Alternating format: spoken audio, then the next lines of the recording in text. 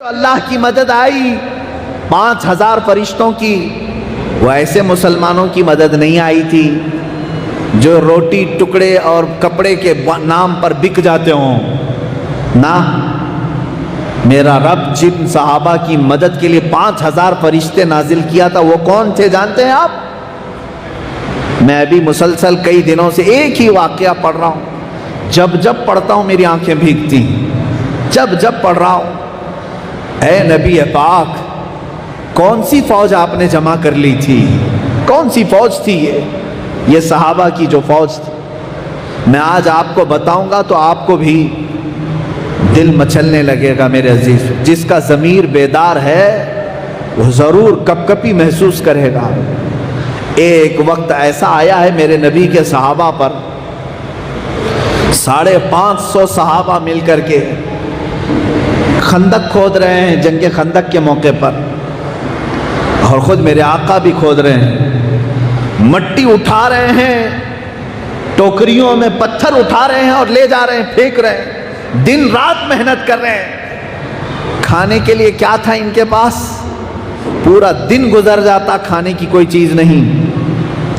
اور ادھر جو لشکر آیا تھا 25,000 کا لشکر آیا ہے مشرکین کا، یا 10,000 سے زیادہ کا لشکر آیا ہے، اور وہ لشکر ایسا لشکر کافروں کا جن کے پاس مال دولت، عجب قسم کے پھل، اور جب رات کو وہ چولہے لگاتے تھے اور گوشت بھونتے تھے تو ان کے گوشت کے بھوننے کی خوشبوئیں ادھر بھی آتی تھی صحابہ کے پاس۔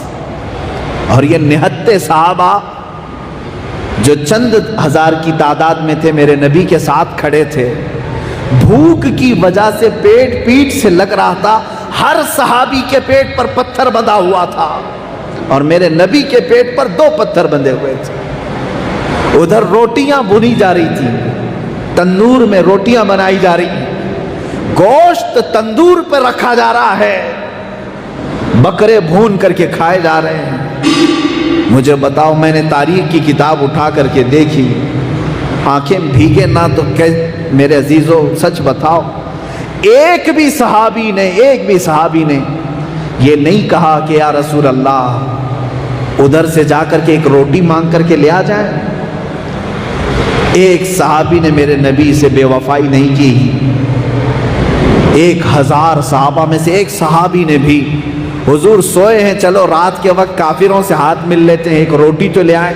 نہیں، کھانے کا انداز صحابہ کا یہ ہے، میرے آقا صلی اللہ تعالی علیہ وسلم ایک کھجور چوس کر کے دیتے، 10 صحابہ ایک کھجور پر گزارا کر رہے ہیں، 10 صحابہ کے پاس ایک کھجور کی گھٹلی ہے، اور مشرکین کے پاس طرح طرح کے کھانے ہیں۔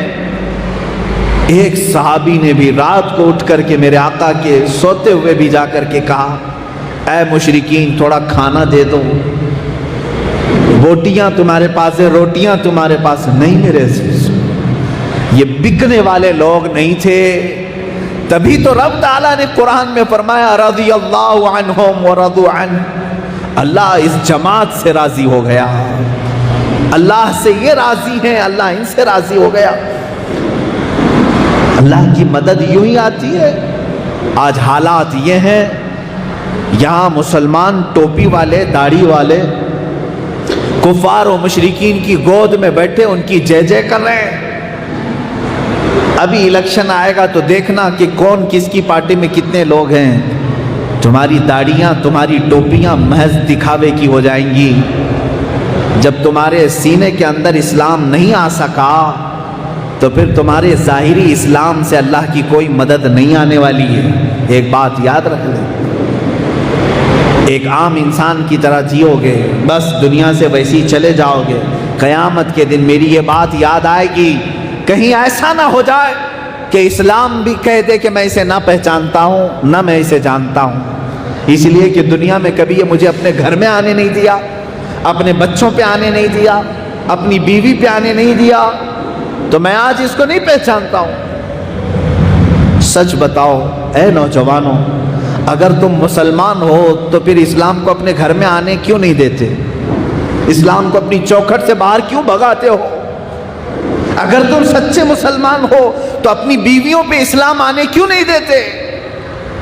اسلام کو کیوں اپنے گھروں سے باہر بھیجتے ہو؟ کیا ہم اسلام کے ساتھ یہ ناانصافی کا سلوک نہیں کر رہے ہیں؟ اگر تم سچے مسلمان ہو تو ان نوجوانوں کے چہروں پر اسلام کو کیوں نہیں آنے دیتے؟ کیوں چھیل کر کے گٹروں میں بہا دیتے ہو؟ تمہیں دشمنی ہے اسلام سے؟ عمل تو یہی بتا رہا ہے۔ اگر تم اپنے بچوں کو اسلام سے محبت کرتے ہو تو ان کے ہاتھوں میں اسلام کیوں نہیں آنے دیتے؟ قرآن کیوں نہیں آنے دیتے؟ کہیں تو ہے۔ اسی لیے اقبال نے کہا تھا، آخرت نے کہہ دیا لا الہ تو کیا حاصل، دل و نگاہ جو مسلمان نہیں تو کچھ بھی نہیں۔ تم لا الہ الا اللہ پڑھتے رہو، لیکن جب تمہارا دل اور تمہاری نگاہیں اسلام میں آنا ہی نہیں چاہتی تو یہ لا الہ کا بھی کوئی حاصل نہیں ہوگا۔ اسلامی ویڈیو دیکھنے اور سننے کے لیے ہمارے چینل کو سبسکرائب کریں۔ جزاک اللہ خیر۔